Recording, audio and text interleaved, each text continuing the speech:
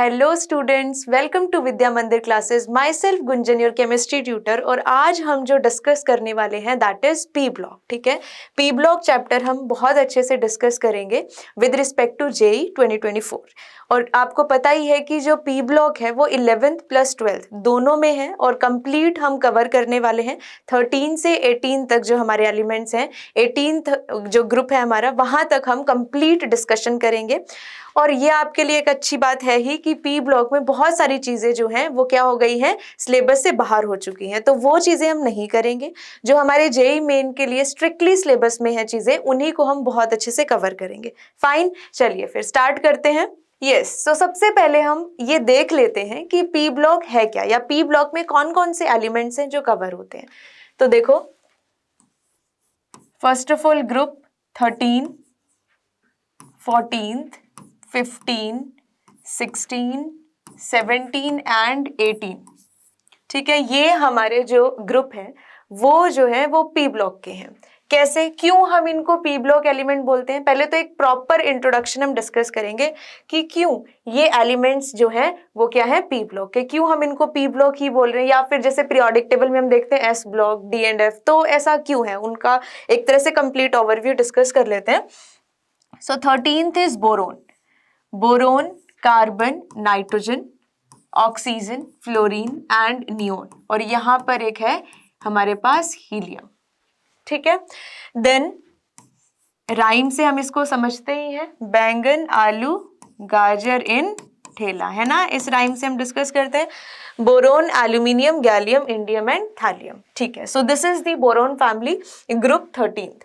Then कहे सीता जी सुनो प्रभु, ये राइम से ही तो करते हैं हम इनको याद। So carbon, silicon, germanium, tin and lead.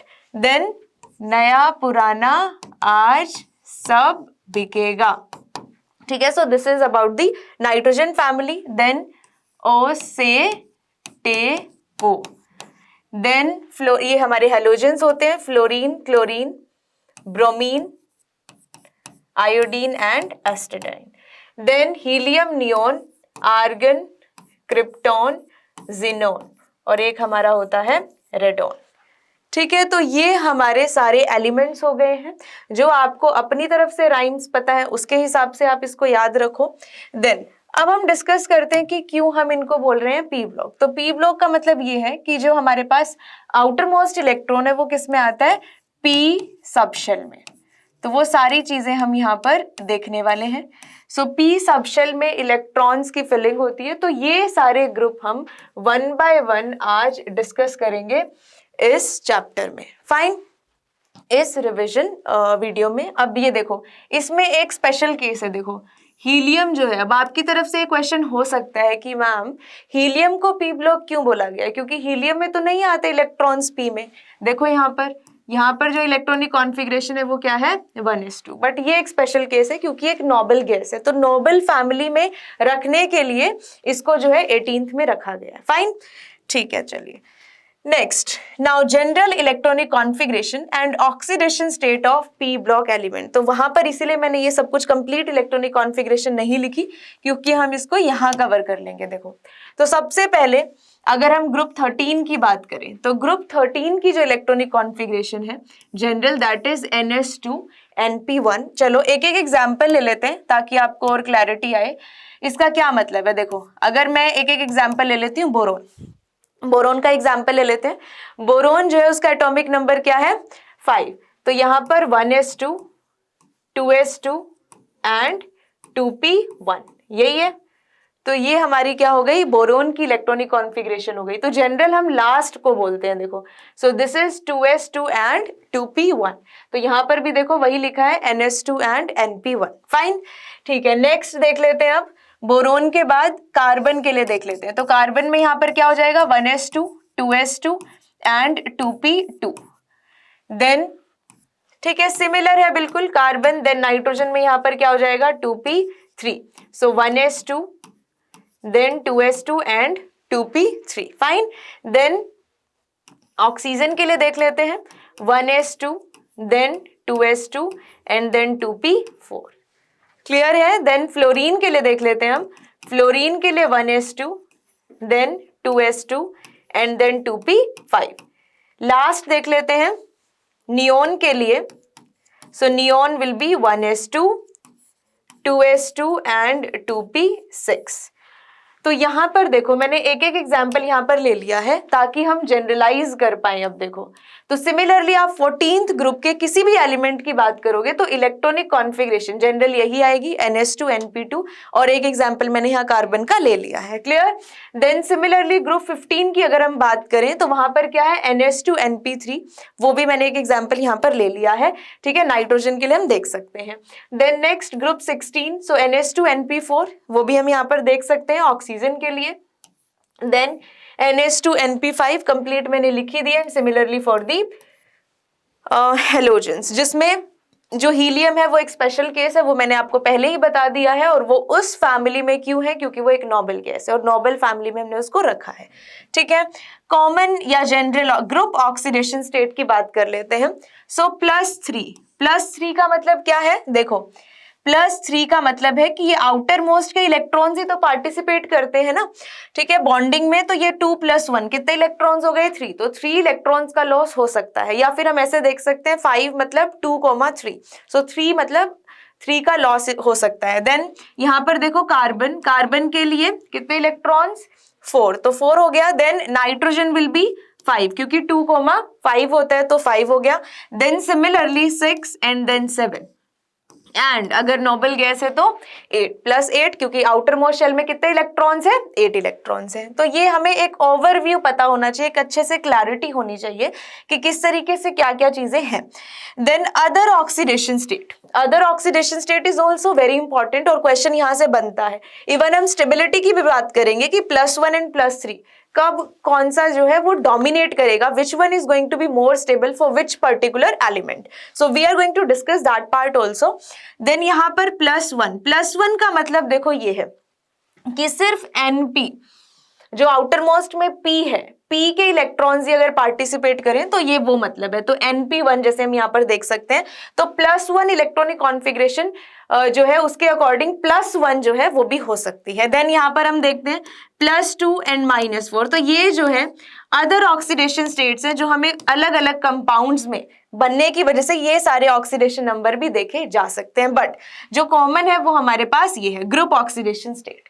ठीक है, तो कब क्या चीज देखनी है, कब किस तरीके से कैसे क्वेश्चन आ सकते हैं, कौन सी स्टेबिलिटी डोमिनेट करती है, तो वो सारे फैक्टर्स हम अच्छे से डिस्कस करेंगे। ठीक है, फिर आगे बढ़ते हैं। चलिए, तो अब हम सबसे पहले बात करेंगे ग्रुप 13 की डिटेल में। तो पहले वैसे तो हमने बात कर ही ली है जनरलाइज, तो यहां पर अब हमें पता है कि ग्रुप 13 जो है वो क्या है, बैंगन आलू गाजर इन ठेला। क्लियर है ये पॉइंट। तो यहां पर देखिए, यहां पर भी मैंने प्रॉपर जो चीज लिखी थी वही चीज है, देखो कुछ अलग नहीं लिखा है मैंने। यहां पर देखो आप, जो हमने यहां पर बात की है वही यहां पर बात की है, complete. So boron, aluminium, gallium, indium and thallium. ठीक है, तो यहां पर अगर हम ऑक्सीडेशन स्टेट की भी बात करें तो ऑक्सीडेशन स्टेट अभी अभी हमने क्या बात की है कि हमारी जो जनरल ऑक्सीडेशन स्टेट वो है +3, लेकिन +1 भी रहती है। ठीक है, +3 एंड +1 मेन चीजें आगे हम वो भी डिस्कस करेंगे। इसमें एल्यूमिनियम एंड गैलियम, जैसे ही हम एल्यूमिनियम के बाद गैलियम पे आते हैं तो यहां पर D इलेक्ट्रॉन्स आते हैं, D इलेक्ट्रॉन्स, या फिर आप क्या कह सकते हो कि D subshell and D orbital जो है वो भी बीच में आता है, जिसमें इलेक्ट्रॉन्स की फिलिंग होती है, तो उसकी वजह से इनर्ट पेयर इफेक्ट आता है। वो सारे फैक्टर्स हैं देखो। तो यहां से जब हम यहां पर आते हैं तो there is inert pair effect, जिसकी वजह से हमें यहां पर इस पोर्शन में चेंजेस दिखेंगे कुछ, जो आगे हम फिजिकल प्रॉपर्टीज में डिस्कस करेंगे। ठीक है, एक तो ये चीज पता होनी चाहिए। दूसरा, जैसे ही D इलेक्ट्रॉन्स आएंगे तो उनकी पुअर शील्डिंग पावर होती है, पुअर शील्डिंग। ठीक है, वो अच्छे से शील्ड नहीं कर पाते, जिसको हम क्या कहते हैं, इनर्ट पेयर इफेक्ट। क्या बोलते हैं, इनर्ट पेयर इफेक्ट। तो वो सारी चीजें भी हम अच्छे से देखेंगे यहाँ पर, जिसकी वजह से क्या होता है, साइज जो है जितना इफेक्टिवली इंक्रीज होना चाहिए था उतना नहीं होगा, बल्कि यहाँ पर हमें जंप दिखेगा।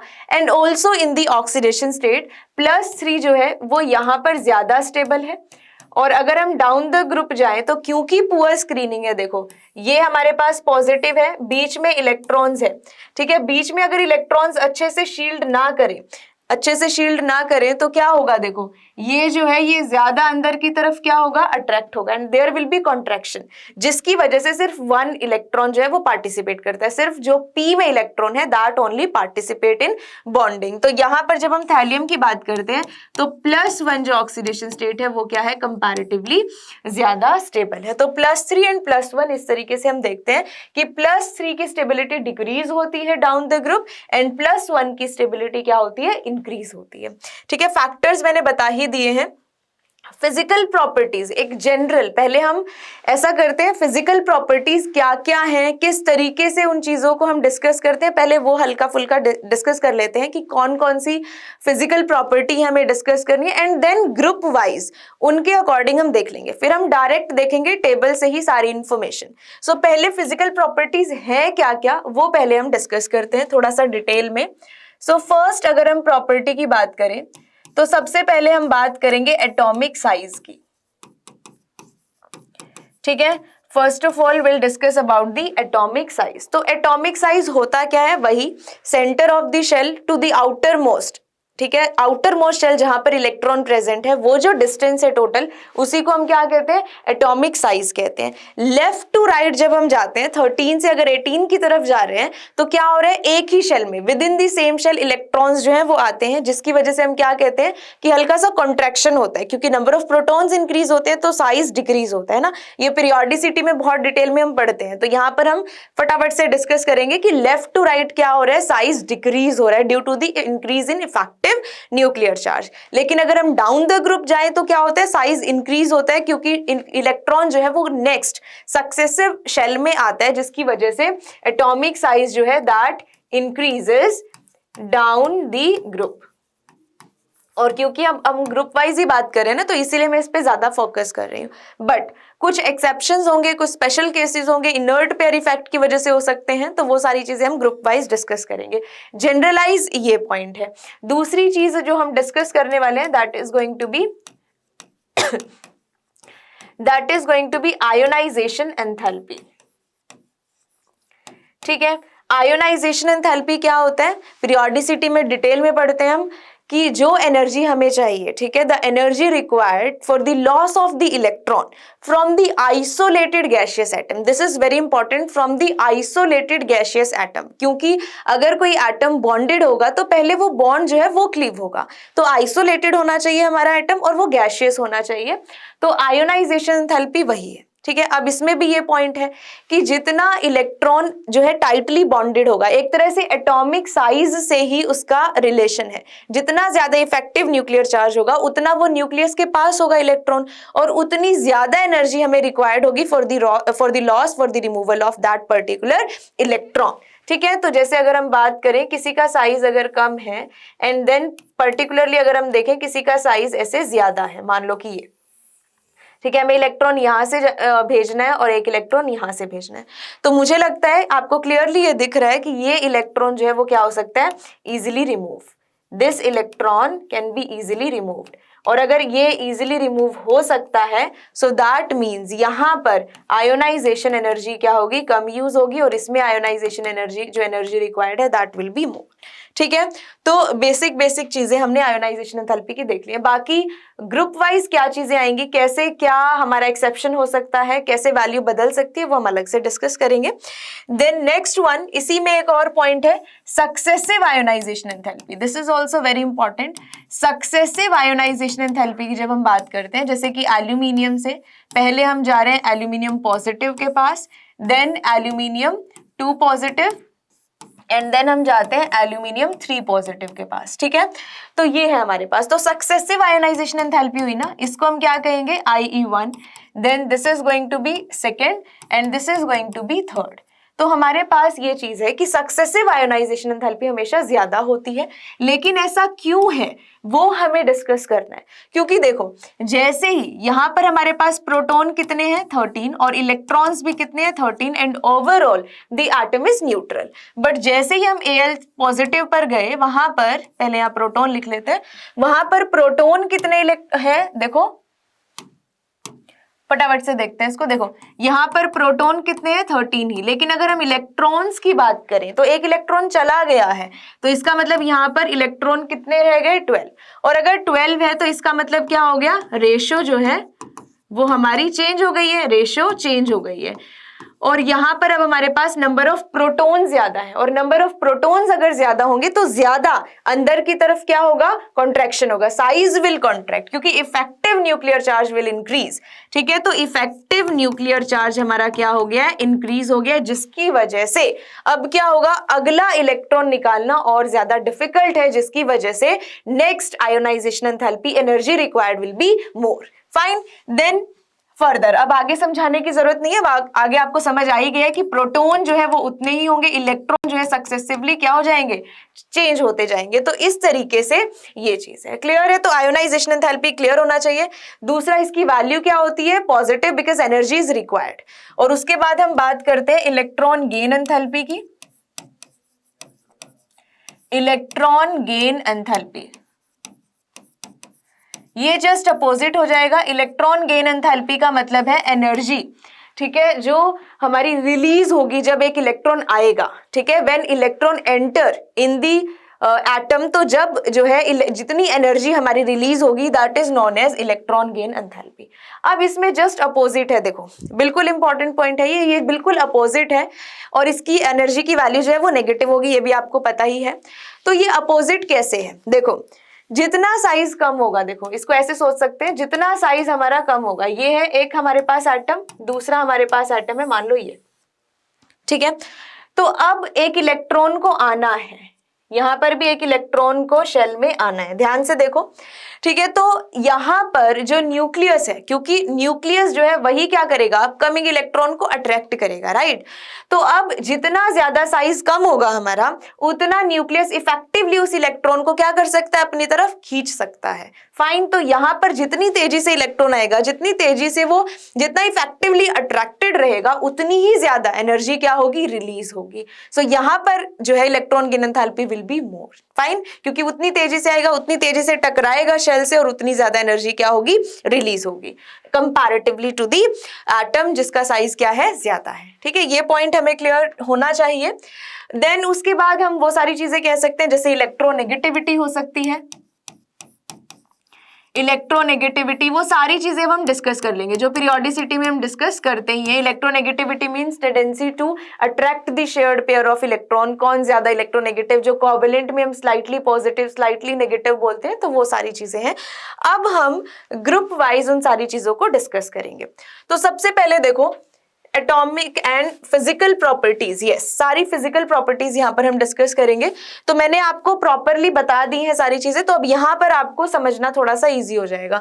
एटॉमिक नंबर, ठीक है, ये इस तरीके से। देन एटॉमिक मासेस जो है वो क्या होंगे, इंक्रीज होंगे, एटॉमिक नंबर इंक्रीज हुआ है। तो यहां पर जो कुछ स्पेशल चीजें वो हम डिस्कस करेंगे। देखो हमारे पास जैसे ही, देखो यहां से जब हम एल्यूमिनियम से, एक तो ये पॉइंट आपको याद रखना है, ये बहुत इंपॉर्टेंट पॉइंट है, जैसे ही हम एल्यूमिनियम से गैलियम की तरफ जा रहे हैं, तो यहां पर देखो इलेक्ट्रॉन्स आ रहे हैं। देखो कौन से इलेक्ट्रॉन, डी वाले जिनकी मैं बात कर रही हूं। डी इलेक्ट्रॉन्स का पुअर स्क्रीनिंग इफेक्ट होता है, इनर्ट पेयर इफेक्ट जब भी हम डिस्कस कर रहे थे, डी जो है उसका पुअर स्क्रीनिंग इफेक्ट है, जिसकी वजह से आगे देखो आप एटॉमिक रेडियस को वो प्रॉपरली इफेक्ट करता है। एटॉमिक रेडियस में जब आप देखोगे तो डाउन द ग्रुप, जब हम यहां से यहां जा रहे हैं, तो क्या एक्सपेक्टेड है कि जो एटॉमिक रेडियस है वो क्या होना चाहिए, इंक्रीज होना चाहिए, क्योंकि शेल नंबर इज इंक्रीजिंग, यही तो बात की मैंने। लेकिन मैंने यहां पर देखो अब ये चीज दिखा दी है कि यहां पर डी आ गया है, तो D subshell poor screening effect, जिसकी वजह से क्या होगा, रेडियस जो है वो क्या हो जाएगी, डिक्रीज हो जाएगी। एक्सपेक्टेशन से अलग हो गई है वैल्यू, हमें एक्सपेक्टेड थे कि वैल्यू इंक्रीज होगी, बट यहां पर वैल्यू क्या हो गई है, डिक्रीज हो गई है, due to these d subshell electrons. ठीक है, तो आगे वही सारे चेंजेस उसी की वजह से आएंगे। आगे फिर आयोनाइजेशन एंथैल्पी को भी वो क्या करेगा, अफेक्ट करेगा। तो यहां पर देखो आप, अगर हम डाउन द ग्रुप जाएं तो आयोनाइजेशन एंथैल्पी क्या होनी चाहिए, डिक्रीज होनी चाहिए, क्योंकि साइज बढ़ गया, इलेक्ट्रॉन इजीली जा सकता है। बट हम जब यहां पर ये वैल्यू देखेंगे तो इसमें भी हल्का सा चेंज मिलेगा। सक्सेसिव जो है वो इंक्रीज होनी चाहिए, वो भी वैल्यू हम देख सकते हैं, सक्सेसिव इज इंक्रीज्ड। ठीक है, इलेक्ट्रोनेगेटिविटी टू जितना साइज हमारा बढ़ता जाएगा ठीक है, जितना एटम का साइज बढ़ता जाएगा उतनी इलेक्ट्रोनेगेटिविटी क्या होगी, डिक्रीज होगी, क्योंकि एक्चुअली अट्रैक्शन है तो वो भी तो न्यूक्लियस से ही है ना, nucleus will attract the electrons. ठीक है, तो जितना साइज कम होगा वो उतना ज्यादा इलेक्ट्रोनेगेटिव होगा। तो हम डाउन द ग्रुप जब हम देखेंगे तो इलेक्ट्रोनेगेटिविटी क्या होनी चाहिए, दैट शुड डिक्रीज। तो वहां पर भी हमें डी की वजह से ही यहाँ पर वेरिएशंस मिलते हैं। डेंसिटी, ठीक है, वो क्लियर है। मेल्टिंग पॉइंट, वही जितनी ज्यादा अट्रैक्शन, इलेक्ट्रोनेगेटिविटी मींस उतनी ज्यादा अट्रैक्शन और उतनी ज्यादा जो है वैल्यू इंक्रीज हो जाएगी, तो यहाँ पर वैल्यू ज्यादा है। तो बॉइलिंग पॉइंट, वो सारे फैक्टर्स अब हम यहाँ पर देख सकते हैं। ठीक है, ई नॉट वैल्यूज भी वो उसी के बेसिस पर है कि कितना इजीली इलेक्ट्रॉन का लॉस हो सकता है, तो down the group easily electron जा सकते हैं। तो सारी चीजें इंटर रिलेटेड है, जो जो चीजें हैं जिसमें वेरिएशन है, जहां से क्वेश्चन आ सकता है, तो वो आपको अच्छे से एक बार नजर मार लेनी है। केमिकल प्रॉपर्टीज पे चलते हैं अब हम। Okay, chemical properties quickly now. Boron, boron में क्या खासियत है, देखो बोरोन के पास डी ऑर्बिटल्स नहीं है या डी सबशेल नहीं है। ठीक है, जिसकी वजह से देखो यहां पर लेकिन एम्प्टी पी ऑर्बिटल है इसके पास क्या है, एक एम्प्टी पी ऑर्बिटल है। एम्प्टी पी ऑर्बिटल होने की वजह से, देखो एम्प्टी पी ऑर्बिटल होने की वजह से वो लोन पेयर जो है वो ले सकता है किसी भी एडजेसेंट एलिमेंट से। तो नाइट्रोजन के पास लोन पेयर है तो ये डक्ट बनता है, देखो जहां पर हम इसको क्या कहते हैं, this is the back bonding, this is back bonding. Even ये बैक बॉन्डिंग हम वहां भी देखते हैं ना, देखो जो हमारे पास बोरिक एसिड है H3BO3, एक्सपेक्टेड क्या है कि उसके पास 3H पॉजिटिव है, तो इसका मतलब उसकी एसिडिटी उसके पास एसिडिक हाइड्रोजन कितने होने चाहिए, 3 होने चाहिए, बट होते कितने हैं, एक भी नहीं है ना। Instead of losing H positive it gains 1 OH negative because of this reason only, कि एक तो वो इलेक्ट्रॉन डेफिशिएंट है, 6 इलेक्ट्रॉन्स है, एम्प्टी पी ऑर्बिटल है, तो इलेक्ट्रॉन देने की बजाय वो क्या करेगा, गेन करेगा ना, अपने एम्प्टी ऑर्बिटल को क्या करेगा, वो स्टेबलाइज करेगा। ठीक है, तो ये बहुत इंपॉर्टेंट पॉइंट है जो आपको ध्यान रखना है। देन एल्यूमिनियम, एल्यूमिनियम की टेंडेंसी होती है टू डाइमराइज, क्यों, क्योंकि देखो इसका अपोजिट हो गया कि इसके पास डी ऑर्बिटल्स हैं, to expand its octet. Aluminium या बाकी सिर्फ फर्स्ट के पास नहीं होते हैं, ठीक है, बोरोन के पास सिर्फ डी नहीं है, बाकी जब हम एल्यूमिनियम के पास भी आएंगे तो क्या है, एम्प्टी डी ऑर्बिटल है। तो टू एक्सपैंड इट्स ऑक्टेट, तो इसकी वजह से जो एल्यूमिनियम है वो इस तरीके से डाइमराइज हो सकता है। बाकी ये बॉन्ड लेंथ, ये आपको बिल्कुल ध्यान रखनी है कि इंटरनल जो है उनकी बॉन्ड लेंथ ये लॉन्गर है, दिस इज शॉर्टर, तो ये थोड़ा सा आपको ध्यान रखना है, एंगल वगैरह इनसे भी क्वेश्चन आ सकता है। ठीक है, now reactivity with air, reactivity towards air ऐसे कह सकते हैं हम। तो अगर हम देखें तो सिंपल है, जैसे अगर हम बोरोन देखें तो B2O3 देन Al2O3, ठीक है, ये इधर ऐसे आ गया, then indium and then thallium. ठीक है, तो ये सिंपल है, ऑक्सीजन के साथ ये चीज है। ये ध्यान रखना है कि इसका नेचर क्या होता है, दे आर एसिडिक, देन यहाँ पर एम्फोटेरिक, ये ध्यान रखना है, यहाँ से क्वेश्चन आ सकता है, and then this is basic. ठीक है, यहाँ से क्वेश्चन हो सकता है। Then next reactivity towards acid and alkalis, तो यहाँ पर ये चीज आपको क्लियर होनी चाहिए कि जो बोरोन है वो रिएक्ट नहीं करता। एल्यूमिनियम की रिएक्शन देख सकते हैं, एल्यूमिनियम दोनों के साथ रिएक्ट करता है। सो एल्यूमिनियम प्लस HCl अगर हम देखें तो AlCl3 प्लस H2। ठीक है, सिमिलरली अगर हम बात करें एल्यूमिनियम की विद बेस या एल्कली, तो NaOH in the presence of water it reacts, और यहाँ पर एक कॉम्प्लेक्स बनता है Na positive AlOH4 negative plus में H2, तो ये एल्यूमिनियम की रिएक्शन है। ठीक है, तो ये इंपॉर्टेंट कुछ रिएक्शंस है जो हमें याद रखनी है। Then anomalous behaviour of boron, simple वही, बोरोन जो है वो क्या है, फर्स्ट एलिमेंट है, और फर्स्ट एलिमेंट बाकी सब एलिमेंट से क्या होते हैं, अलग होते हैं। फर्स्ट एलिमेंट तो सबसे क्या होगा, ज्यादा स्मॉल साइज होगा, ठीक है, स्मॉल साइज। देन सबसे ज्यादा इलेक्ट्रोनेगेटिविटी क्योंकि स्मॉल साइज है, ठीक है। देन बाकी सारी चीजें भी वही सब कुछ, आयोनाइजेशन एंथैल्पी ज्यादा, तो वो सारे पॉइंट्स हैं। एंड डी ऑर्बिटल नहीं होते, डी सबशेल नहीं है, डी सबशेल इज अनअवेलेबल, जिसकी वजह से, ठीक है, can note expand its octet, या कोवेलेंसी, उसको भी हम कह सकते हैं 4 से ज्यादा नहीं होती है। तो ये सारी चीजें हमारी बोरोन के लिए है। नेक्स्ट ग्रुप 14 की बात करेंगे अब हम फटाफट से। सो ग्रुप 14 में हमारे पास क्या है, कहे सीता जी सुनो प्रभु, ठीक है। इसमें अगर हम ऑक्सीडेशन स्टेट की बात करें तो +4 एंड +2 है। इसमें भी वही मेन चीज है कि देखो यहाँ पर +4 जो है वो क्या है, मैक्सिमम स्टेबल है, और डाउन द ग्रुप इसकी स्टेबिलिटी डिक्रीज होती है, और अगर हम लेड के पास आए तो +2 जो है वो क्या है, मैक्सिमम स्टेबल है। So this is also very important point. तो वही इनर्ट पेयर इफेक्ट, वही सारी चीजें सेम चीजें हैं, तो मैंने थोड़ा फास्ट बताया है क्योंकि अब हम बाकी सब में भी वही सारी चीजें डिस्कस करेंगे अगेन एंड अगेन। तो यहाँ पर भी देखो बिल्कुल सब कुछ सेम है। जैसे हम यहाँ पर आ रहे हैं तो ये इलेक्ट्रॉनिक कॉन्फ़िगरेशन क्लियर होनी चाहिए। देन कोवलेंट रेडियस, क्योंकि ये कोवलेंट बॉन्ड बनाते हैं, कार्बन की बात करते हैं ना हम, कैटिनेशन प्रॉपर्टी, तो वही सब है। आयोनाइजेशन जो हमारे पास एक्सपेक्टेड होना चाहिए तो उसी सीक्वेंस में है। इलेक्ट्रोनेगेटिविटी, तो वो सारी वैल्यूज एक बार आपको देख लेनी है ताकि हम जनरल ट्रेंड जो है वो जो है फॉलो कर सके, ठीक है। सिंपल वो सारी चीजें आपको ध्यान रखनी है। ऑक्सीडेशन स्टेट की बात मैंने कर ही ली है। ऑक्सीडेशन स्टेट वही +4 एंड +2, ठीक है। तो यहाँ पर +4 जो है वो कार्बन के रिस्पेक्ट में मोस्ट स्टेबल है, वही सेम बात करेंगे हम। लेकिन अगर हम यहाँ पर बात करें, देखो अगर हम यहां तक बात करें तो इन दोनों, इनमें भी अगर हम देखें तो +4 एंड +2 दोनों में ही एग्जिस्टेंस है, ये ध्यान रखना आप, दोनों में एग्जिस्टेंस है। जो लास्ट वाला है उसमें हम ये कहते हैं कि अब यहाँ पर जो है वो +2 ज्यादा स्टेबल है। इस पे क्वेश्चन कैसे बन सकते हैं, इस पे क्वेश्चन इस तरीके से हो सकते हैं, देखो कि SnCl4 है और हम यहाँ पर जा रहे हैं SnCl2 तक, ठीक है। कोई क्वेश्चन कुछ इस तरीके से हो सकता है। तो ये रिएक्शन ज्यादा स्पॉन्टेनियस है, ठीक है। या फिर PbCl4 से अगर हम जा रहे हैं PbCl2, ये रिएक्शन ज्यादा स्पॉन्टेनियस है, तो क्वेश्चन इस तरीके से बन सकता है। तो अब हमें इसमें यहाँ पर लेड को ज्यादा वेटेज देनी है कि लेड जो है वो +2 में ज्यादा स्टेबल है। So this reaction is more spontaneous, ठीक है, कंपैरेटिवली। तो इस तरीके से इस पे क्वेश्चन बन सकता है। इवन ΔG पर भी क्वेश्चन हो सकता है कि किस रिएक्शन का ΔG ज्यादा नेगेटिव है। तो जो ज्यादा स्पॉन्टेनियस रिएक्शन, उसी के लिए हम कहते हैं ना कि ΔG की वैल्यू क्या होगी, ज्यादा नेगेटिव होगी। तो ये सब कुछ अच्छे से ध्यान रखना है आपको। देन रिएक्टिविटी देख लेते हैं फटाफट से। रिएक्टिविटी विद एयर,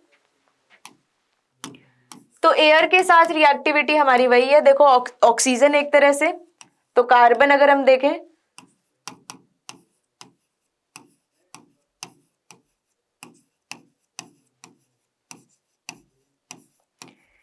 ठीक है, ये हो सकता है। देन कार्बन मोनोऑक्साइड, वो भी चीज होती है ना। तो इसमें अगर हम बात करें तो देखो ये जो है ये एसिडिक होते हैं और ये हमारे पास जो होते हैं ये एम्फोटेरिक होते हैं। तो कुछ बस थोड़ा नेचर ही हमें ध्यान रखना है, इन्हीं पर क्वेश्चंस थोड़े अच्छे बन सकते हैं।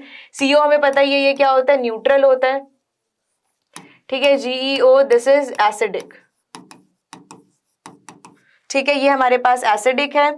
एंड देन लास्ट की अगर हम बात करें तो ये हमारे पास एम्फोटेरिक होते हैं। तो यहाँ से क्वेश्चन बन सकते हैं। देखो थोड़ा सा आपको याद तो करना ही पड़ेगा, लेकिन कुछ इंपॉर्टेंट क्वेश्चंस यहाँ से बन सकते हैं। डायरेक्ट क्वेश्चन हो सकता है और स्कोरिंग हो सकता है कि अगर आपके दिमाग में तो आप डायरेक्ट उसको टिक कर सकते हो।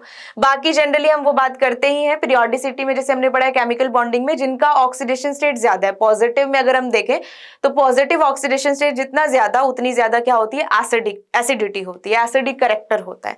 तो उसके बेसिस पे हम यहाँ पर देख सकते हैं, ठीक है। वाटर की अगर हम बात करें तो वाटर के साथ वही सिंपल रिएक्शन, ठीक है। वाटर के साथ बस ये ध्यान रखना कि बाकी सब रिएक्ट नहीं करते हैं, सिर्फ और सिर्फ टिन की रिएक्शन होती है वाटर के साथ +H2O। तो यहाँ पर SnO2 +H2 ये रिएक्शन होती है सिर्फ। बाकी हेलोजेंस के साथ तो सिंपल है, सारे हेलाइड्स बनते हैं हमारे पास। CCl4 जो है वो हाइड्रोलाइज नहीं होता है, इसके लिए बस ये मेन पॉइंट इंपॉर्टेंट है। बाकी जो टेट्रा क्लोराइड्स हमारे बनेंगे बाकी सबके साथ वो हाइड्रोलाइज हो सकते हैं due to the same reason, due to the presence of d orbital. CCl4 जो है वो हाइड्रोलाइज नहीं होता। तो इसमें तो जो मैंने अभी यहाँ पर पॉइंट्स लिखे ये सबसे ज्यादा इंपॉर्टेंट है, यही आपको ध्यान रखना है। नेक्स्ट एनोमलस बिहेवियर, बिल्कुल सेम वही, ठीक है। यहाँ पर क्या है, फर्स्ट मेंबर, सारी बातें वही सेम हो जाएंगी, बिल्कुल अलग से कुछ भी नहीं है। देन d ऑर्बिटल या d सबशेल जो है वो प्रेजेंट नहीं है और इसी वजह से वो क्या कर रहा है, अपनी ऑक्टेट को एक्सपेंड नहीं कर पा रहा है, जिसकी वजह से वो हाइड्रोलाइज नहीं हो पा रहा है। तो वही सारी चीजें सेम है बिल्कुल। सो d सबशेल नहीं है, स्मॉल साइज, ठीक है, कंपैरेटिवली मैक्सिमम इसकी क्या है among the group, maximum electronegativity. तो इसीलिए सारी चीजें इसकी अलग है, स्पेशल है। Then allotropes of carbon, carbon की मैंने अभी अभी बात की कि सेल्फ लिंकिंग टेंडेंसी बहुत अच्छी है, कैटिनेशन पावर बहुत अच्छी है। कैटिनेशन, कैटिनेशन मतलब self linking, carbon carbon carbon इस तरीके से बहुत अच्छे से सेल्फ लिंक करता है। दिस इज फ्यूलरीन, ये जो अगर हम एलोट्रॉप की बात करें तो ये फ्यूलरीन है। स्मॉलेस्ट इज C60, इसमें हम कहते हैं कि 20 हमारे पास क्या होती है, 6 मेंबर्ड रिंग्स होती है, ठीक है, एंड 12 हमारे पास 5 मेंबर्ड रिंग होती है।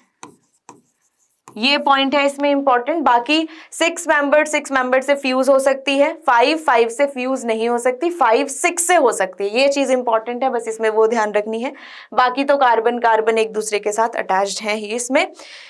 देन ये बात कर लेते हैं हम, ठीक है, ये हमारे पास क्या है, this is graphite and this is diamond. Simple है, देखो this is diamond and this is graphite. बचपन से पढ़ते आ रहे हो, इसकी मेन चीज यही है कि देखो इसमें कार्बन जो है वो sp3 है, हर कार्बन 4 कार्बन से अटैच्ड है। लेकिन यहाँ पर अगर हम बात करें तो यहाँ पर sp2 है, एक कार्बन के पास फ्री इलेक्ट्रॉन है, जिसकी वजह से ये गुड कंडक्टर ऑफ इलेक्ट्रिसिटी भी होता है। ये आपने 10th में भी पढ़ा हुआ है, तो ये बहुत ही बेसिक चीजें हैं, इन पर हमें ज्यादा टाइम नहीं लगाना है।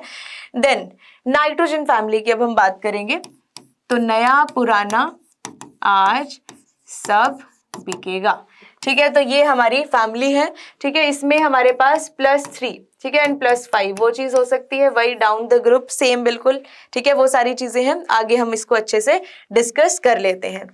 फिजिकल प्रॉपर्टीज अगेन वही सारी चीजें जो हम पहले ही डिस्कस कर चुके हैं, ये आपको सारी चीजें बस ट्रेंड में देखनी है कि कुछ अगर हमारे पास स्पेशल केस ना हो, कुछ स्पेशल एक्सेप्शन ना हो, वही यहाँ पर हम डी को देख लेते हैं, ठीक है। आयोनाइजेशन एंथैल्पी, आयोनाइजेशन एंथैल्पी क्या होनी चाहिए, डिक्रीज होनी चाहिए डाउन द ग्रुप, क्योंकि साइज क्या हो जाता है, इंक्रीज हो जाता है। इलेक्ट्रोनेगेटिविटी क्या होनी चाहिए, इलेक्ट्रोनेगेटिविटी हमारी डिक्रीज होनी चाहिए, क्योंकि अगेन साइज इंक्रीज हो गया, इफेक्टिव न्यूक्लियर चार्ज क्या हो जाएगा, डिक्रीज हो जाएगा। तो वही सारे फैक्टर्स हैं हमारे सेम, कोवलेंट रेडियस सेम, बिल्कुल सब कुछ आपको सेम देखना है, ट्रेंड वही है, आपको वैल्यूज भी याद नहीं रखनी है। कुछ स्पेशल केस है तो वो ध्यान रखना है, जैसे कि हमने एल्यूमिनियम और गैलियम का देखा था, ठीक है। आगे बढ़ते हैं फिर फटाफट से।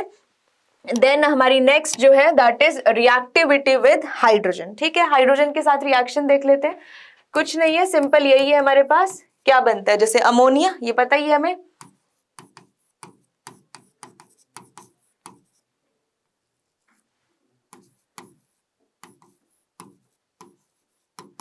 ठीक है। तो ये सारे हमारे क्या है, हाइड्राइड्स हैं, ठीक है। फटाफट से बताओ फिर इसमें कौन सा एसिडिक और कौन सा बेसिक नेचर क्या हो सकता है इसमें, यस बताइए फटाफट से। इसमें हम क्या बात कर सकते हैं, देखो इसमें सिंपल है, देखो डाउन द ग्रुप एक तो हमारी बेसिसिटी इसमें क्या हो जाएगी, डिक्रीज हो जाएगी, बेसिसिटी विल डिक्रीज, क्योंकि हमें पता है ना नाइट्रोजन जो है वो क्या है, ज्यादा अच्छा बेस है, तो उसी के हिसाब से हम कह सकते हैं down the group electronegativity decrease हो रही है, ठीक है। इसमें एक और चीज, केमिकल बॉन्डिंग में हमने देखा था ना कि ये जो है वो हाइब्रिडाइज होता है, वो वाले फैक्टर्स भी आपको बहुत अच्छे से ध्यान रखने हैं, वहां से हाइब्रिडाइज होते हैं और इसमें नो हाइब्रिडाइजेशन, ठीक है, उस चीज को भी ध्यान रखना है आपको, ठीक है। इसमें नो हाइब्रिडाइजेशन, बॉन्ड एंगल, वहां से इसका क्वेश्चन ज्यादा अच्छा बनता है। बाकी बेसिसिटी इसमें डिक्रीज हो रही है, यही मेन इंपॉर्टेंट पॉइंट है इसमें। देन रिएक्टिविटी विद ऑक्सीजन अगर हम देखें तो दो तरह से ऑक्साइड्स बन सकते हैं, E2O3 एंड E2O5, ठीक है, E2O3 एंड E2O5, तो उनका एसिडिक, बेसिक और जो एम्फोटेरिक नेचर है वो बस आपको याद रखना है, वो सारी चीजें आपको इसमें ध्यान रखनी है, इससे ज्यादा कुछ नहीं है। जैसे कि अगर हम नाइट्रोजन के केस में देखें, नाइट्रोजन एंड फॉस्फोरस, तो वो क्या रहते हैं, एसिडिक रहते हैं, ठीक है। तो फिर आपको उसी तरीके से फिर एम्फोटेरिक एंड देन बेसिसिटी, तो बस वही मेन आपको फैक्टर्स इसमें ध्यान रखने हैं। हेलोजन के साथ अगर हम देखें तो हेलोजन्स के साथ हमारी रिएक्शन क्या हो सकती है, बताओ, सिंपल है बिल्कुल, वही हमारी जो रिएक्शन है, जैसे किस फॉर्म में, किस तरीके से दिखा सकते हैं, according to the oxidation state, बताओ फिर फटाफट से क्या हो सकती है। Yes, so what could be the oxidation state 2 and 5, तो हमारे हेलोजन्स भी कैसे बनेंगे, EX3 एंड EX5, ठीक है। बाकी कोवलेंट नेचर और आयनिक नेचर वो सारी चीजें हम फजान्स रूल में पढ़ते ही हैं। फजान्स रूल क्या कहता है, देखो फजान्स रूल ये कहता है कि जितना ज्यादा, smaller the size of cation bigger the size of अनायन more is the covalent character. तो यहाँ पर E की ऑक्सीडेशन स्टेट +5 हो गई, तो हम यहाँ पर ये कह सकते हैं कि इसका कोवेलेंट कैरेक्टर क्या है, ज्यादा है। तो बस वो जो हम केमिकल बॉन्डिंग में फजान्स, आयनिक, कोवेलेंट कैरेक्टर, उसके बेसिस पे क्वेश्चन आ सकता है। तो नॉर्मली यही है। मेटल के साथ भी बहुत अच्छी रिएक्शंस होती हैं, जैसे कि हम कैल्शियम के साथ देख सकते हैं। सो यहाँ पर क्या हो जाएगा, कैल्शियम और नाइट्रोजन, ठीक है, तो यहाँ पर 2 और यहाँ पर 3, सिंपल उसी तरीके से क्रॉस मल्टीप्लिकेशन, तो ये हमारे कुछ कंपाउंड्स बन सकते हैं। सिमिलरली CA3 देन P2, तो ये हमारे कुछ कंपाउंड्स हो सकते हैं जो डायरेक्ट हैं बिल्कुल, तो मेटल के साथ भी रिएक्शन होती है। नेक्स्ट एनोमलस बिहेवियर, बिल्कुल अगेन नाइट्रोजन वही, d ऑर्बिटल नहीं है, सेम चीजें हैं बिल्कुल, ठीक है। अब आपको बिल्कुल अच्छे से पता है, तो एक्सपैंड नहीं हो सकती ऑक्टेट, एक्सपैंड ऑक्टेट नहीं हो सकती, ठीक है। d ऑर्बिटल नहीं है, इलेक्ट्रोनेगेटिव है, आयोनाइजेशन एंथैल्पी सब कुछ जो है वो क्या हो जाएगा हमारा, इसमें स्पेशल केस हो जाता है फर्स्ट के लिए, सेम चीजें हैं। Then next is the oxygen family, ओ से टेपो, सेम चीज है यहाँ पर भी देखो, तो यहाँ पर हम ऑक्सीडेशन स्टेट क्या कहते हैं, सेम, ठीक है, यहाँ पर 2 के रिस्पेक्ट में ही हम कहते हैं ना, ठीक है। तो ऑक्सीडेशन स्टेट इसकी, जैसे ऑक्सीजन है तो ऑक्सीजन जनरली क्या रहती है हमारी, -2 रहती है, ठीक है। लेकिन अगर हम बाकी की बात करें, सल्फर जो है, सल्फर अपना ऑक्सीडेशन स्टेट +6 तक भी दिखा सकता है ना।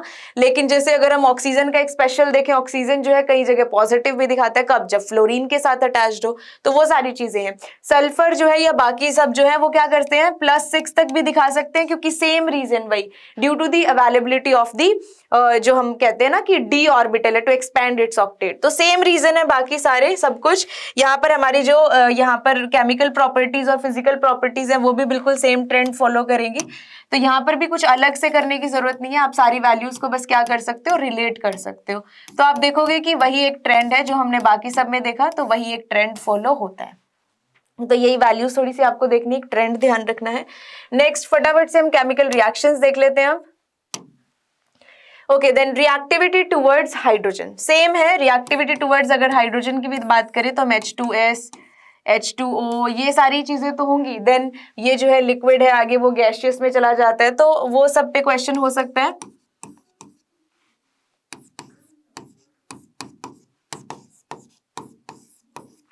ठीक है, देन अगर हम बात करें तो जो OH बॉन्ड है, बॉन्ड लेंथ जो है इंक्रीज होती है डाउन द ग्रुप, तो वो इजीली निकल सकता है, तो उसी के बेसिस पे बेसिक क्वेश्चंस है।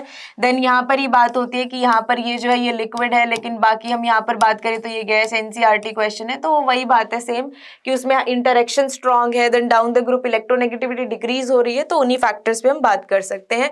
देन रिएक्टिविटी टुवर्ड्स ऑक्सीजन की अगर हम बात करें तो देखो आप, बाकी सबकी रिएक्शन हो सकती है, हाँ, EO2 की अगर हम बात करें, EO3 इसी रिस्पेक्ट में हो सकती है, जैसे हम एग्जांपल ले सकते हैं SO2, SO3, तो नॉर्मली उसी तरीके से हमारी रिएक्शंस होती है।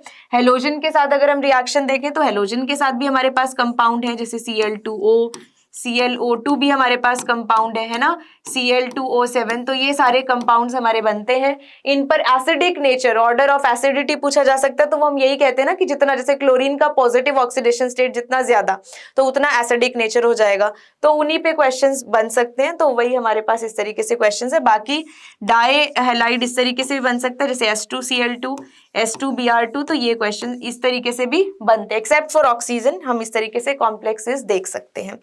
Next is the halogen family. Halogen family is also simple fluorine, chlorine, bromine and iodine. ठीक है, मेनली इन्हीं को डिस्कस करते हैं हम। तो दे आर इलेक्ट्रोनेगेटिव, तो -1, फ्लोरीन जो है मोस्ट इलेक्ट्रोनेगेटिव एलिमेंट है, तो -1 ऑक्सीडेशन स्टेट जो है हम इसकी देखते हैं, और कोई नहीं, फ्लोरीन की ऑक्सीडेशन स्टेट इज ऑलवेज -1, कभी चेंज नहीं होती। लेकिन अगर हम बाकी सबकी बात करें तो जैसे क्लोरीन है वो +7 तक भी दिखा सकता है, that is also again due to the presence of d orbital, expand its octet, तो +7 तक लेके जा सकते हैं हम। ठीक है, सिंपल फिजिकल प्रॉपर्टीज बिल्कुल सेम, वही सारी चीजें हैं, अब मुझे अलग से सब कुछ नहीं बताने की जरूरत है। नेक्स्ट आते हैं अब हम केमिकल प्रॉपर्टीज पे। कोई बात नहीं, केमिकल प्रॉपर्टीज सिंपल है बिल्कुल। क्या, जैसे कि अगर हम बात करें तो HF, then fluorine, chlorine, then bromine and iodine. ठीक है, ये हमारी केमिकल रिएक्टिविटी हो गई हाइड्रोजन के साथ, HF, HCl, HBr, HI। इस पे क्वेश्चन आता है बहुत अच्छा एसिडिटी का भी। अगर हम एसिडिटी की बात करें, देखो अगर हम लेफ्ट टू राइट की बात करें तो इलेक्ट्रोनेगेटिविटी के बेसिस पे होता है, लेकिन अगर हम डाउन द ग्रुप की बात करें तो एसिडिटी का मतलब ये है कि कितना इजीली, ठीक है, कितना इजीली H पॉजिटिव जो है वो रिलीज हो सकता है। ये बात समझ आ रही है? कितना इजीली H पॉजिटिव जो है वो रिलीज हो सकता है, कितना इजीली H पॉजिटिव डिसोशिएट हो सकता है। और दूसरा हम ये भी कह सकते हैं ना कि जो हेलोजन बनेगा, ठीक है, वो नेगेटिव चार्ज कितना इजीली चाहता है, ठीक है। पर डोमिनेंस इसमें यही है। देखो अगर हम बात करें HF then HCl then HBr, तो ये बॉन्ड जितना इजीली क्लीव होगा एक तरह से उतनी ही ज्यादा एसिडिटी है। और आप बिल्कुल क्लियरली देख सकते हो, हम यहाँ पर बात कर चुके हैं ऑलरेडी कि डाउन द ग्रुप क्या होता है, साइज इंक्रीज होता है। और अगर साइज इंक्रीज होगा तो बॉन्ड लेंथ क्या हो जाएगी, वीक हो जाएगी, है ना। बॉन्ड लेंथ विल इंक्रीज तो बॉन्ड इजीली ब्रेक हो सकता है। तो यहाँ पर अगर हम देखें तो बहुत इजीली यहां से H पॉजिटिव मिल सकता है हमें and then I negative. That means हम एसिडिटी ऑर्डर क्या कहेंगे, एसिडिटी ऑर्डर जो है वो इंक्रीज हो रहा है डाउन द ग्रुप। तो HI जो है वो सबसे ज्यादा मोस्ट एसिडिक है। क्यों? क्योंकि बॉन्ड लेंथ जो है वो इंक्रीज हो गई, easily H positive is available. ठीक है, तो एसिडिटी के बेसिस पे ही क्वेश्चन हो सकता है। Bond length, indirectly bond length भी हो गया, तो that is the reactivity towards oxygen. अच्छा, इसमें एक चीज और इंपॉर्टेंट है जो हम उसकी बात करते हैं ना, electron affinity, electron gain enthalpy. तो हम ये कहते हैं कि जो फ्लोरीन है, फ्लोरीन जो है अपकमिंग इलेक्ट्रॉन को उतना स्ट्रांगली अटेन नहीं कर पाता। वो पीरियोडिसिटी में हम पढ़ते हैं ना, due to the over crowding of electron. तो फ्लोरीन एंड ऑक्सीजन, इनका हमें एक तरह से जनरल ट्रेंड से हटके एक स्पेशल केस मिलता है कि जो फ्लोरीन है, जैसे 2p के जो इलेक्ट्रॉन्स, 2p के जो हमारे एटम्स हैं, उनके पास ओवर क्राउडिंग ऑफ इलेक्ट्रॉन होती है, जिसकी वजह से जो है उतनी वैल्यू, जो एक्सपेक्टेड वैल्यू है उससे कम रहती है। तो क्लोरीन ज्यादा हो जाता है फ्लोरीन से। ठीक है, वो चीज भी ध्यान रखनी है आपको। Next is reactivity towards oxygen. ठीक है, इसके लिए हम ये देख सकते हैं, देखो एक बहुत ही इंपॉर्टेंट, ये भी हमारे कुछ कंपाउंड्स हैं, O2F2 एंड OF2। ठीक है, ये थर्मली स्टेबल है बहुत। और इसमें देखो जो अभी मैं बात कर रही थी ना, वो यही बात है कि जो हम ऑक्सीजन है उसको यहाँ पर पॉजिटिव कह सकते हैं, क्योंकि फ्लोरीन इज मोस्ट इलेक्ट्रोनेगेटिव। तो अगर फ्लोरीन मोस्ट इलेक्ट्रोनेगेटिव है तो ऑक्सीजन पर चार्ज क्या आ जाएगा, नेगेटिव चार्ज आ जाएगा। तो इस तरीके से कंपाउंड्स बनते हैं विद ऑक्सीजन, और ये सबसे ज्यादा इंपॉर्टेंट है। इसमें पॉजिटिव, देखो अब इसकी जो ऑक्सीडेशन स्टेट है वो क्या हो गई है, पॉजिटिव हो गई है। तो this is very important to know. ठीक है, देन रिएक्टिविटी टुवर्ड्स मेटल की अगर हम बात करें तो मेटल के साथ तो रिएक्शंस है ही। जैसे कि अगर हम बात करें, अभी तो बात की थी हमने, जैसे PbI2, तो मेटल्स के साथ रिएक्शंस है ये, SnCl4 देन SnCl2। तो ये सारी रिएक्शंस क्या है, मेटल के साथ ही है। तो सारे इस तरीके से मेटल के साथ भी बहुत सारे वेरियस कंपाउंड्स बनते हैं। ठीक है, और स्टेबिलिटी पे क्वेश्चन बन सकता है यहाँ पर। भाई यहाँ पर एक तरह से क्वेश्चन वहां से और यहाँ से साथ में रिलेट करके आ गया, तो यहाँ पर वही टिन और लेड की ऑक्सीडेशन स्टेट कौन सी ज्यादा स्टेबल है, तो उसी के बेसिस पे क्वेश्चन बन सकता है। ठीक है, then reactivity towards halogen. Yes, inter halogen compounds भी एग्जिस्ट करते हैं। ठीक है, इंटर हेलोजन कंपाउंड्स एग्जिस्ट करते हैं, और हमें ये पता होना चाहिए, देखो जो हमारे हेलोजन्स है एक्सेप्ट फ्लोरीन, क्योंकि उसके पास तो d ऑर्बिटल है नहीं, बाकी अदरवाइज अगर हम देखें तो 1, 3, 5 एंड 7 ये ऑक्सीडेशन स्टेट्स हो सकती हैं। ठीक है, और ये क्यों होती है ये तो आई होप आपको क्लियर है, क्योंकि एक एग्जांपल ले लेते हैं। जैसे कि मैं क्लोरीन के हिसाब से आपको एक बार समझा देती हूँ और फिर जनरल हम लिख लेंगे, क्योंकि जनरल तो ये है, देखो ये X मैंने एक हेलोजन मान लिया और एक डैश, तो यहाँ पे ये 1 के रिस्पेक्ट में हो सकता है, देन यहाँ पर जो है 3 के रिस्पेक्ट में हो सकती है रिएक्शन, एंड देन यहाँ पर 5 एंड देन 7। ठीक है, इस तरीके से रिएक्शन हो सकती है। अब हम यहाँ पर देख लेते हैं, देखो कि हमारे पास जो क्लोरीन है, क्लोरीन के साथ मैं एग्जांपल आपको समझा रही हूँ। तो क्लोरीन की electronic configuration is 1s2 2s2 then 2p6 then 3s2 then 3p, ठीक है 3p5।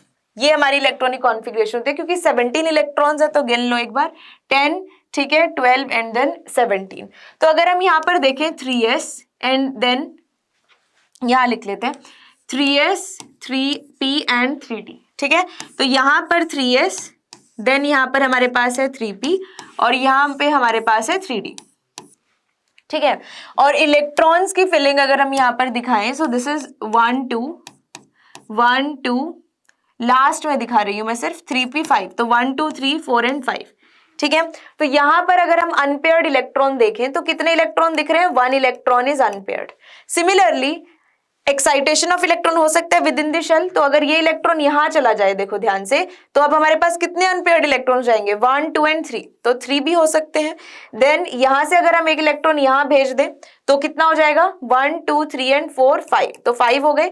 फिर यहां से एक इलेक्ट्रॉन अगर हम यहां भेज दें तो कितना हो जाएगा? टोटल 7 हो जाएगा। तो इस तरीके से ओड नंबर ही ऑक्सीडेशन स्टेट है 1 3 5 7, और 7 से ज्यादा हो नहीं सकता क्योंकि वैलेंस इलेक्ट्रॉन से ज्यादा कभी होते नहीं है। तो इस तरीके से, और ये हमारे इंटर हैलोजन कंपाउंड्स बनते हैं। Clear?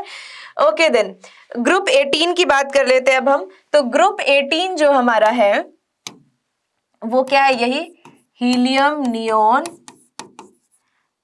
Argon, krypton and xenon. हम कहते हैं कि नोबल गैसेस को तो किसी के साथ रिएक्ट करने की जरूरत ही क्या है ना, क्योंकि वो तो स्टेबल है, उसके पास तो कंप्लीट ऑक्टेट है। बट देन ऑल्सो हमने जिनोन के बहुत सारे कंपाउंड्स देखे हैं। There are so many compounds of xenon जो एग्जिस्ट करते हैं। क्लियर?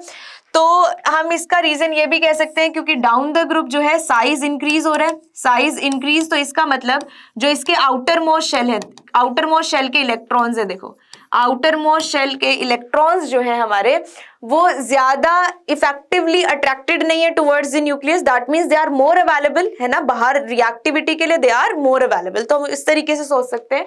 तो जिनोन के हमारे पास बहुत सारे कंपाउंड्स एग्जिस्ट करते हैं। ठीक है, उसकी कुछ हम रिएक्शंस भी देखेंगे। सो ये हमारे पास फिजिकल जो है प्रॉपर्टीज है, देख लो।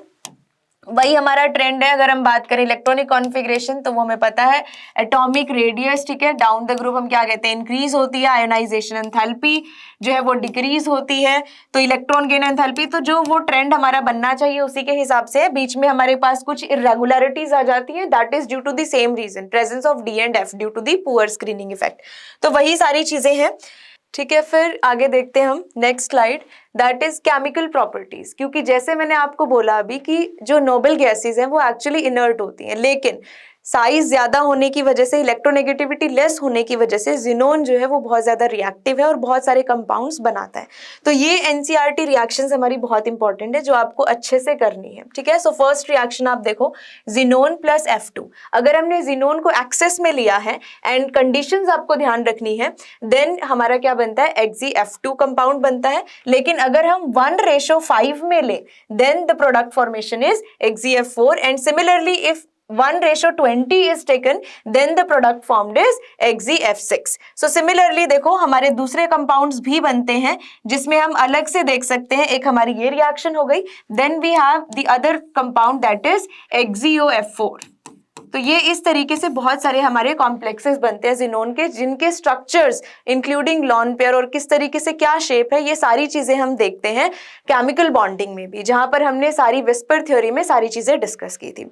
सो this is about the noble gases, जिसमें जिनोन जो है जो बहुत इंपॉर्टेंट है और उसकी केमिकल रिएक्शंस हमने अच्छे से देख ली है। तो हमने इस तरीके से कंप्लीट पी ब्लॉक रिवाइज कर लिया है, जिसमें हमने 13 जो हमारा ग्रुप है जिसमें हमने बोरोन फैमिली को डिस्कस किया है। तो बोरोन जो है उसको ध्यान रखना है, बोरोन एक बहुत इंपॉर्टेंट कंपाउंड है। उसके क्वेश्चंस जो हैं वो बैक बॉन्डिंग से रिलेटेड आ सकते हैं। डी जो हमारे पास डी सबशेल है, डी ऑर्बिटल है, उसकी एब्सेंस की वजह से सिर्फ हमारे पास क्या है? उसकी कोवेलेंसी 4 है। सिर्फ हमारे पास एक कोऑर्डिनेट कंपाउंड बन सकता है, कोऑर्डिनेट बॉन्ड बन सकता है। एंड H3 जो हमारे पास बोरिक एसिड है H3BO3, उसमें हम क्या कहते हैं? Instead of losing H positive it gains 1 OH negative, and that is also due to the same reason, क्योंकि बैक बॉन्डिंग हो जाती है। और यहीं से हमारे क्वेश्चंस एसिडिटी के भी बनते हैं, जहां पर हम BF3 BBr3 उसमें हम बैक बॉन्डिंग और एसिडिटी की बात करते हैं, जो केमिकल बॉन्डिंग में कवर किया था। देन इसी तरीके से सारे ग्रुप जो है उनमें हमने मेन चीजें डिस्कस की हैं जो आपको ध्यान रखनी है। सारी इंपॉर्टेंट रिएक्शंस अच्छे से पढ़नी है। And the good thing is जो हमारी केमिकल कंपाउंड्स हैं जिनके लिए आगे हम और डिटेल में उनकी केमिकल रिएक्शंस प्रिपरेशंस करते हैं, वो सब चीज़ें एलिमिनेट हो गई हैं। तो बहुत ही बेसिक चीज़ें रह गई हैं, तो इनको बहुत अच्छे से एनसीईआरटी को लाइन टू लाइन पढ़ना है आपको पी ब्लॉक के लिए, और सिर्फ इतना ही पोर्शन अच्छे से करना है और इसी से रिलेटेड जितने भी पीवाई क्वेश्चंस हैं वो आपको अच्छे से करने हैं, ठीक है। So you have to stay connected, please do like share and subscribe, और नेक्स्ट वीडियो में फिर हम मिलते हैं। ओके देन, चलिए फिर नेक्स्ट वीडियो में मिलेंगे। So thank you students and bye bye.